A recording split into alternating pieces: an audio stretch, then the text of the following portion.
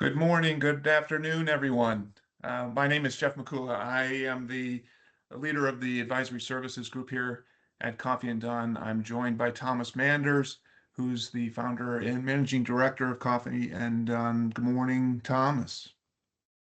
Hi, everybody. As Jeff mentioned, my name is Thomas Manders, founder and managing director of Coffee and Dunn. For those that aren't familiar with us, we've been in the Microsoft business for a long time. We've also been in the customer engagement business for a long time. And so today we're going to talk a little bit about how we eliminate friction from lead to renewal when it comes to driving growth in your business. Yeah, so today's about the death of the handoff. Traditionally, go-to-market teams are, doing relay races in many ways, and there are costs associated with that, hidden costs associated with that. So we'll talk a little bit about that, as well as what do I do about it within my organization? How do I end up getting to lifecycle continuity, and how do I end up getting to sort of the ideal way to go to market? Maybe we do this. Let's start off with just a question to the group here.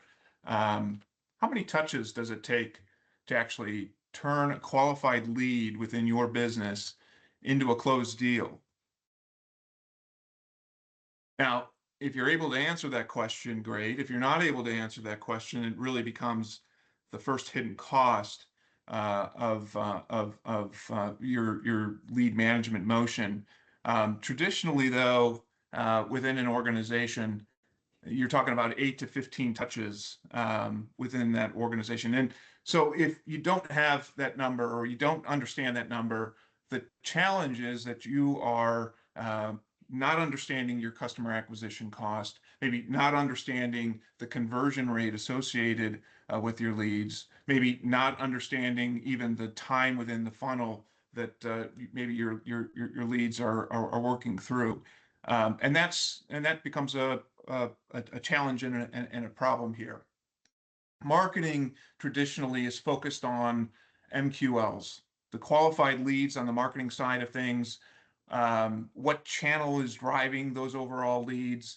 The content that's driving the engagement, and on the sales side, how many SQLs are being accepted, what the win rates happen to be per sales rep, and maybe even the average deal size associated with that. Therein lies visibility breakdown, and it becomes a challenge for the organization when the teams are operating on different agendas. Let's go one step further then, and maybe talk a little bit more about the lead visibility breakdowns that I referenced before. Traditionally, there's three visibility breakdowns that we typically see. One is what we would call the acceptance rate problem, where marketing maybe hits a qualified lead. Maybe sales accepts about 60% of those leads. Maybe they're only working 40% of those, and at the end of the day, you're only converting 24% of those leads. The challenge is your leadership team is asking, well, what happened to the other 76%, right? So you've got this acceptance rate problem amongst your go-to-market teams. Maybe you end up having what we would call the velocity black hole, where maybe your lead is sitting in the queue for days before maybe the first contact. No one is owning the time that marketing and the job that marketing is doing, or that sales needs to do, and you end up having a prospect intent that's decaying. And then you end up having context loss tax, where sales reps may be getting leads from maybe a form fill, for example. You don't necessarily see the full journey, so sales doesn't necessarily build on established interest. And therein, you end up having maybe a disconnect as it relates to the customer experience. The point here is that you've got to be able to move from ownership transfers, what I would call the relay race, to lifecycle continuity. It's that lifecycle continuity that allows the ideal customer experience, allows for maybe a more automated handoff, orchestrated and triggered at the right points in time.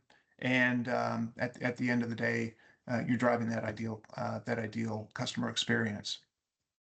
Thomas, with that in mind, any additional perspectives on that?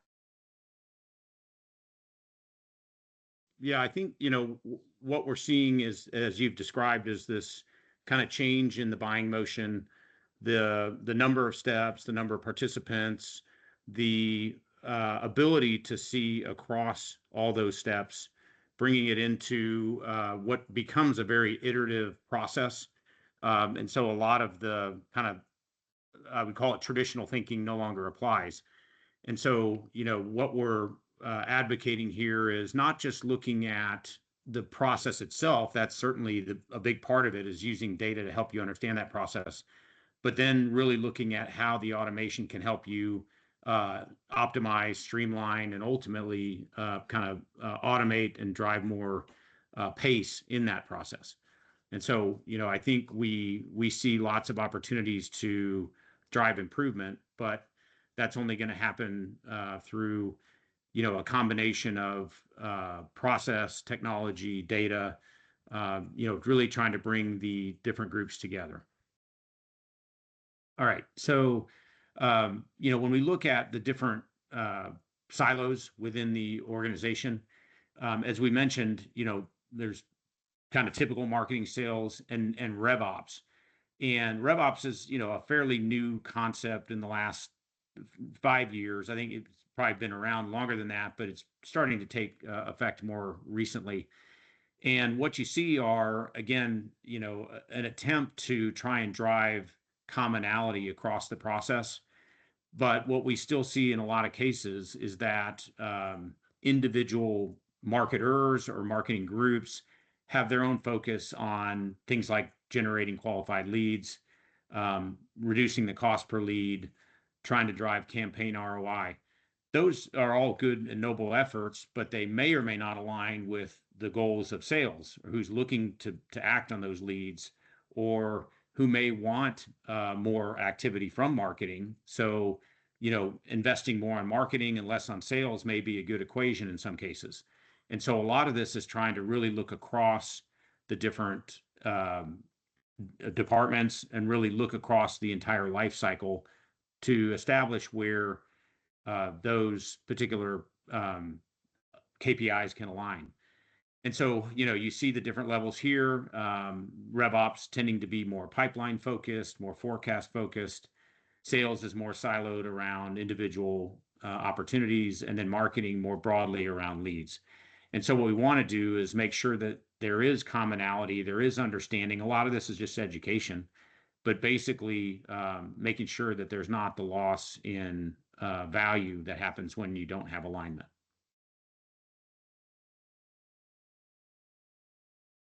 Hey there, Thomas. Hey, I know Susanna. we lost Jack there, so I'll try and pinch hit here. Thank you. Thanks everyone for joining us. Sorry for the technical challenges here, everybody. That's the beauty of technology. Yeah, love this new Teams capabilities. It really is slick when it works. Oh, it is. All right. Should we jump to the next slide? I know Yeah, we're let's keep jumping into going. life cycle continuity. Yeah. Yep. Got it. All right. So, we tend to call this the relay race, therefore the handoff, the baton handoff. But again, what you've heard, and I'm probably sound like a broken record, but ironically, as long as many times as you say it, as loud as you shout it, it doesn't always register. What we're finding is still a kind of a resistance to drive change. And frankly, the change has to start from the top in a lot of cases. The senior level leaders in the organization really need to think about, what are the broader objectives for the enterprise? How does revenue growth, or even just acquisition, whether you're a higher ed institution and you're trying to enroll more students, whether you are a B2B business trying to drive more sales, or whether you're an association trying to drive membership. How do we work our way from the top levels down to what are the steps that need to happen to ultimately drive growth in the organization. And so here you have kind of a view of what's historically this stage-based approach. Again, a lot of the, whether your funnel goes left to right or top to bottom, the idea is a lot of those are conceptual ideas, but the reality is buyers today, whether they're B2C buyers, consumers, or they're B2B buyers, where there's a team of people involved in the buying process, are not linear. It's very much of an iterative, kind of almost, runs of cycles that happen in that process. And so helping everyone in the process understand that complexity and understand those different steps, knowing that the sequence of steps may change from buyer to buyer, but knowing that typically all those steps need to happen to get, to get the buyer comfortable with the solution. And so what we're looking at here is kind of on the right side of this graphic, working bottom up, is to make sure we're collecting the data we need to draw out those insights. So understanding web visits and email opens and clicks, click-throughs, form fills, webinar participation, event participation, demos, people reading white papers, all those things are very helpful toward understanding the mindset of the buyer and where they are in their evaluation process. That can lead us to being able to orchestrate what happens thereafter. So if we know that certain steps, if we understand our process and we have the data that supports our process, we can start to orchestrate what should happen next. And that way allows us to act on that and to actually take action to drive that prospect to the next step. And so what you see here is basically a sequence of activities that drive toward a specific outcome. And so now we'll maybe look at how some of this plays out in within the Dynamics world.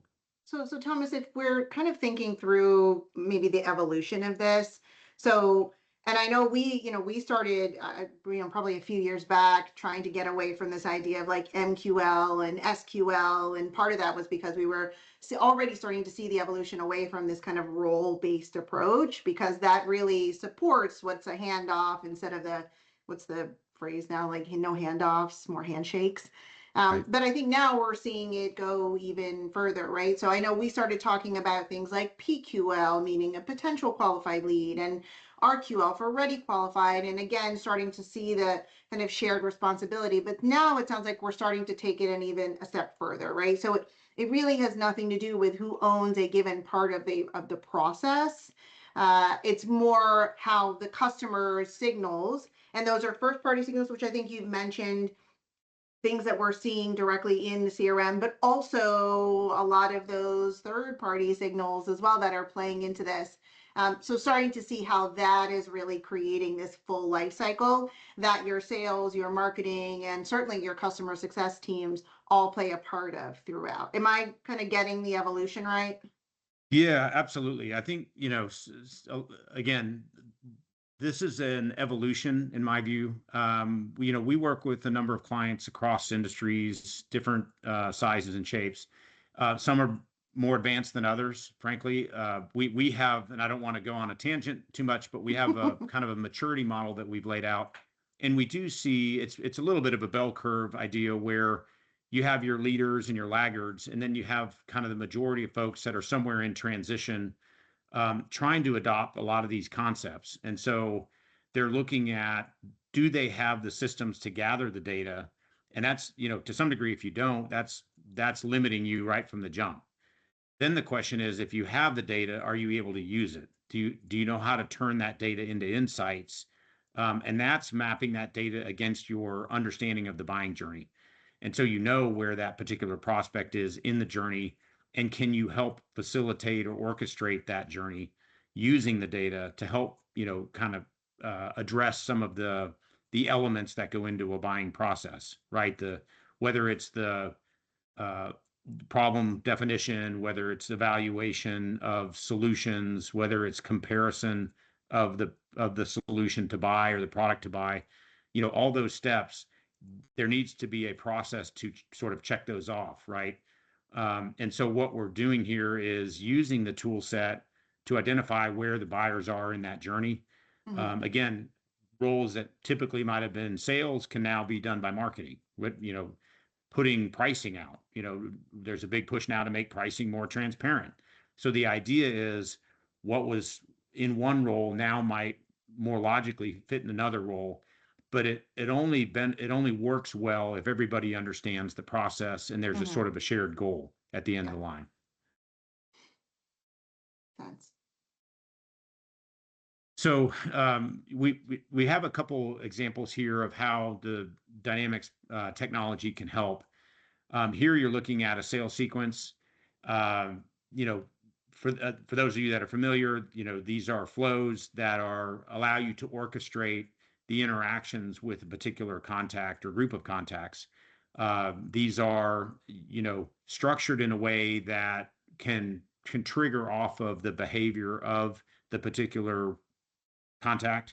And so this is a very simple example, kind of a binary example, but based on things that happen, you're able to respond accordingly and automatically, right? The other thing is the power of Dynamics is the ability to pull in all the information that you do know, the demographic, the behavioral, firmographic information, whatever it might be, even using things like customer insights data to bring in data that's external to Dynamics allows you to make better decisions and target particular actions with relevant information and timely information based on the behavior.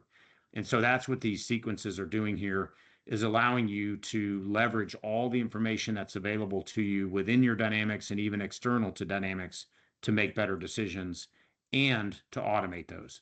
And so that's a lot of what the sequence is all about.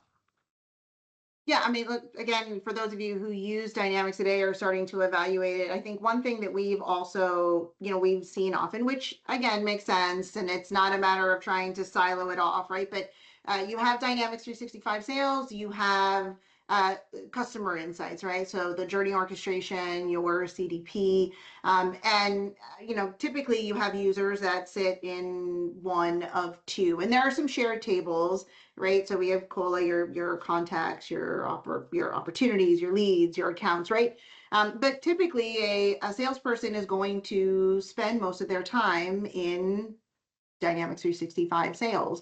And so the sequence really allows you to kind of bring in the best of both worlds in this way. So let's say in the scenario that Thomas mentioned, let's say you have a form submission, and that form submission from CI is then bringing in or creating a lead and can be triggering a series of communications that are sitting in the sales sequence. Now, if this were coming out from customer insights, you'd be able to see their performance, which is great. And that's good for a marketer, definitely, if they want to be able to use that to continue to send additional communication in parallel, right? Because you're trying to build that muscle memory. But the great thing about having this in sequences here is that a given salesperson can then see exactly what's happening, where that lead is, like in a particular situation. So they can also kind of tailor the path here. So if they are starting from, again, that form submission in customer insights, it's triggering the initial email. And again, let's say they saw they went to a web page, they filled out the form. Now we send them the first communication. We can then use an attribute to then determine what happens next. So is this a sales activity that's a phone call? Is it another email that's being sent as a follow-up? And there are different ways to be able to personalize that here, but we're kind of automating part of that lead process for you in the sales sequence. And it kind of allows, like I said, the best of both worlds here. So whereas you would typically focus on marketing, sending out only a series of communications and then waiting for a point for sales to be involved, they're getting early visibility into that lead, how it's being managed, maybe pre-qualified at this stage directly within the sequence here. Great.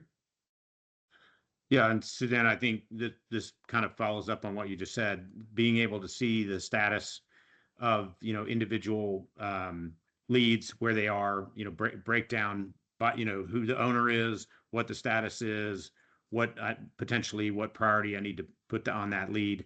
And so a lot of this, again, is just leveraging information that, maybe years ago wasn't available. Now it is. And that's really bringing all these systems together. We talk about connected experience at Coffee and Done. And that's really what we're talking about is how do I use all the data that I have access to, all the systems that I have access to generate insights that allow me to be timely and relevant when the buyer is at hand.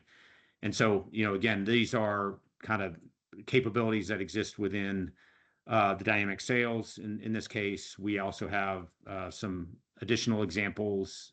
Susanna, you may have some comments here, Susanna. Okay, I was going to say. No, you hit them, and I think I talked a little bit about it in the initial or in the previous slide. Yeah, it's just Okay. one thing I will say, I think an advantage to being able to see this within the sales sequence uh, in comparison to customer insights. Customer insights with the journeys, it allows you to be able to kind of see an aggregate at the journey level. And then, yes, you could look at the respective lead to see the activity and the engagement. But this kind of gives you that breakdown here by specific lead, like where exactly they are in the sequence. So again, just giving you really good visibility into what should be happening next with a specific lead that you may own. Yeah, So that's just great. adding some color on that. Yep. Here we were looking at a Power BI report. So, one of the great tools within the suite is Power BI. This is representative of, in this case, kind of account-based marketing. But what you're looking at here is just seeing, over a period of time, sort of a trend analysis around different types of engagement, whether it's emails or web visits or other like form fills. The beauty in this and the highlight here is that you can be an aggregate view, and of course you can drill down by individual accounts and even individual contacts within those accounts. And so I can really now start to see what's the pattern of behavior for a particular contact or a group of contacts at an account. What's the sort of the frequency with which they visit or participate in the process.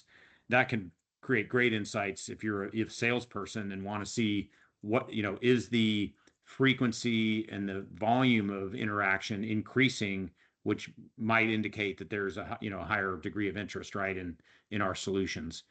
And so having these reports which pull all that different data is really what creates the insight for a marketer or a seller, depending again where they are in the cycle.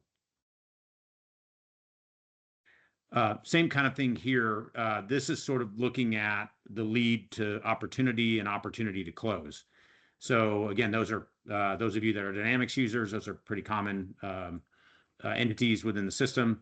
And so what we're doing here is just being able to see on a single dashboard, what does my lead flow look like? What does my conversion over to opportunities look like? And then what's my opportunity to close conversion? Again, seems straightforward, and yet a lot of folks don't have all these elements together, can't see them in one place, and don't know then where to dig in if there's a problem. If they're seeing, not enough lead flow or a low conversion rate, those sorts of things. This is the starting point to help you figure out, especially if you look at it on a trend basis, what's changing. Is it improving? Is it not improving? How can I make adjustments? And so you've got to have a window into the overall process to know whether things are going well or not.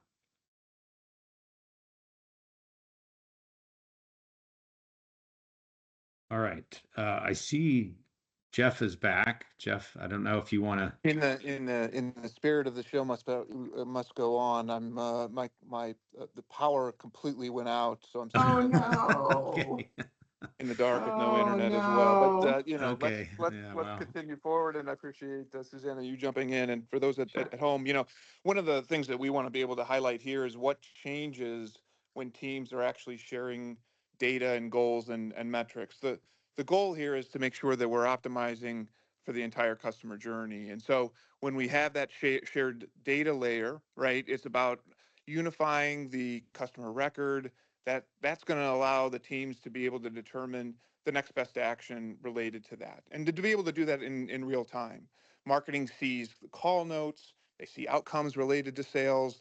Sales is engaging around consumption, or seeing consumption and engagement from the marketing teams, and all the teams are seeing things like the lead score, maybe the lifecycle point in time, maybe the next best action, and then the nurture trigger associated with that. But at the same time, you got to make sure that the teams are driving a shared goal layer, maybe making sure that they move from the independent KPIs to shared outcomes, making sure that they're measuring conversion rate and time to revenue, that they're focusing on both lead quality and lead volume, that they're collaborating on sales ready definition. What does sales ready actually mean? And that becomes sort of a key component of the operating model. I think the last thing that I would point out is the shared performance layer, making sure that even as a go-to-market team, they're working in coordination with each other. There's speed to engagement that they're measuring, the marketing touch, the sales contact touch, the context retention, the re-engagement effectiveness, and making sure that you continue to ideate and optimize the process, the coordination, the workflows appropriate to all that. This is where the connected revenue engine that Susanna and Thomas were speaking about here is really that technical foundation that eliminates any friction around the components that we talked about. So again, shared data layer, shared goal layer, shared performance layer. Those are the things that we need to keep in mind here as we start to focus on that coordinated engine. Thomas, Suzanne, perspective on that? Yeah, I think you said it well. The only thing I would add or just emphasize is um, these are components of a overall change program. I mean, I think it often gets overlooked, but the reality is you can do the data, you can assign goals, you can have metrics, but if the behaviors don't change, and frankly, in our experience, it's the leadership behavior that needs to change to reinforce a shared agenda. If the leadership is not aligned with this and there's still silos, then you're going to be fighting a difficult battle. So, I think our view of this is technology is very important, and frankly, if you can't get the data, it's hard to do any of what we're talking about. But even if you can get the data, if you don't, upskill the people, realign their objectives, create a kind of a common, common performance layer as we've prescribed here, you're going to really struggle. So go live is not the end game. Go live is a component of the process, but ultimately driving change and user adoption and actually leadership adoption is really what we're focused on.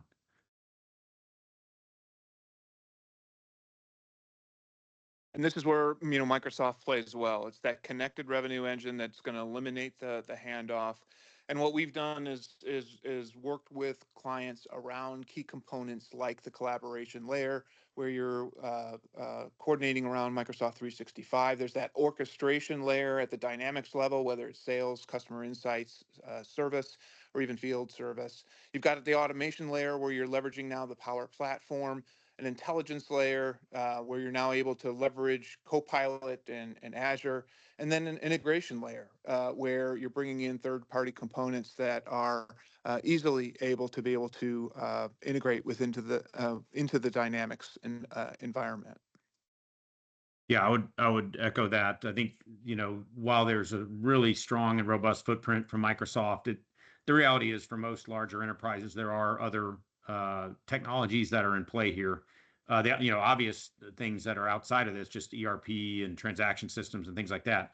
But there are also, relevant tools in the sales, marketing, and customer service space that are frankly there to stay. And so how do you leverage the data that comes from those solutions into this ecosystem to really drive the data you need and then ultimately the insights to make better decisions? And so Microsoft has, created an architecture that allows for that very easily. One of the things that we don't want to underestimate and don't underestimate, well, we partner with organizations, is the notion of change management. In this case, we wanted to highlight a partner of ours, Hexion, a chemical organization, where our adaptive partnership with them not only enabled the incremental value associated with Dynamics 365, with technology implementation, but we also worked with them on the effective change management. And this is where that the change management matters, especially when you're starting to think about how teams are organized, how teams are working together, how you end up orchestrating amongst the teams. In the case of Hexion, they were able to transition, and we continue to work with them on the transition of their roles, really thinking about it from being stage owners to signal responders, right? Shifting from independent measures and KPIs to shared outcomes, making sure that the adoption of real-time orchestration is real, and then moving that mindset from pipeline to broader revenue engine. And it means that leadership has to get involved, and they did in this instance, right? They created a clear vision of why this matters, ended up working with us to be able to bring that to life. We emphasized and paid a lot of attention to training and overall support. So just because you implement and configure it doesn't necessarily mean that you're going to drive utilization. And making sure that on an ongoing basis that you've got the executive sponsorship that actually models that new behavior, and making sure that you create executive business reviews that allow you to be able to evaluate that and make the necessary changes as time goes on. Yeah, I would Thomas, add, is there any perspective on that? yeah, a couple of quick elements. One is Hexion's been a great partner for Coffee and Done. We've actually been working with them for, I think, going on 4 years, 3 to 4 years. And they took, to their credit, I think, a very methodical approach to transformation that, didn't try to do it all in one swoop. They've kind of staged their transformation. Now, some of that is born out of their structure where they have different divisions. They actually are acquisitive, so they've acquired some new business units. And so, there's a degree of complexity that I think many of those folks on the line here and many of you out in the market have, a complex business that requires thoughtful consideration when you're thinking about how to transform an organization. And so we've worked with them over a number of years to kind of move them down the path, or sort of mature their operations into these concepts. They're now, full user of Dynamics marketing, sales, service, and really starting to bring the pieces together to, drive this insight and drive, better outcomes.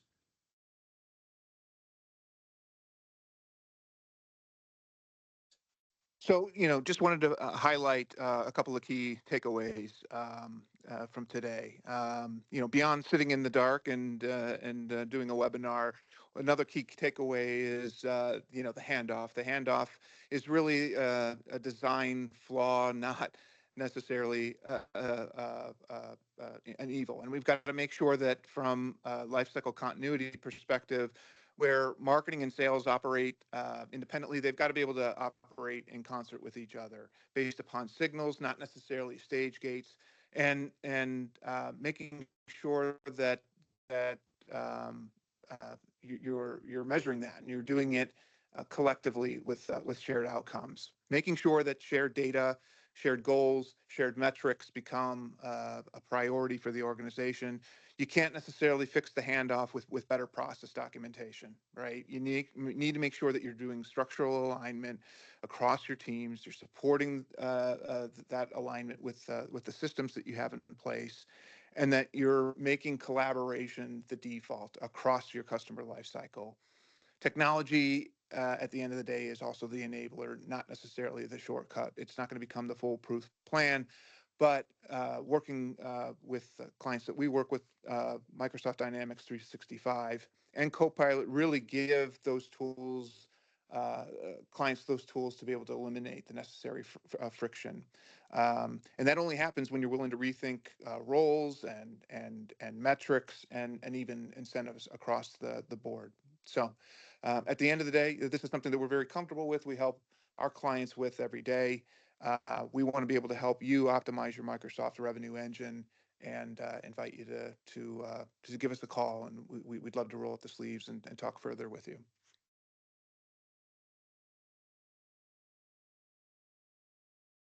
Great. Let Last me, but not least, yeah. Go ahead, You want me to Thomas. jump in? So just for those that survived a little bit of our technical challenges, thank you for sticking with us. There are some resources out there where we've got a lot of information that I think will be very helpful to those on the line. We have a blog with lots of different topics, best practices, both within the systems, dynamic systems, and adjacent. So best practices around, process, planning, development, and so forth. We've also got some white papers, one in particular here, the strategic advantage of sales and marketing alignment. So you can see that, and then many more papers. We also have a lot of video content. I would be remiss, since Susanna's on the line here, if I didn't mention our Knowledge Hub. That's a recent development from Coffee and Done, is a AI-enabled Knowledge Hub, which is a learning platform that we've developed for customers that use Dynamics in some capacity, but also are exploring AI and other best practices around the systems. So that's a new offering from Coffee and Done. There's information on our website about the Knowledge Hub as well on the resource pages. And then the last thing we're offering here is a complimentary 30-minute consultation. What we start with is kind of a very accelerated Q&A to understand your unique business environment. Our promise is that coming out of that 30-minute consultation, we can identify 3 to 5 quick opportunities for you. We find that there are some, fairly common barriers that can be overcome. There's certainly some that require more depth of analysis and, will ultimately require a bigger commitment from your organization. But typically there are a few quick hit opportunities that we can find. And so that's our promise to you, that through that complimentary consultation, we'll identify some things you can take action with right away.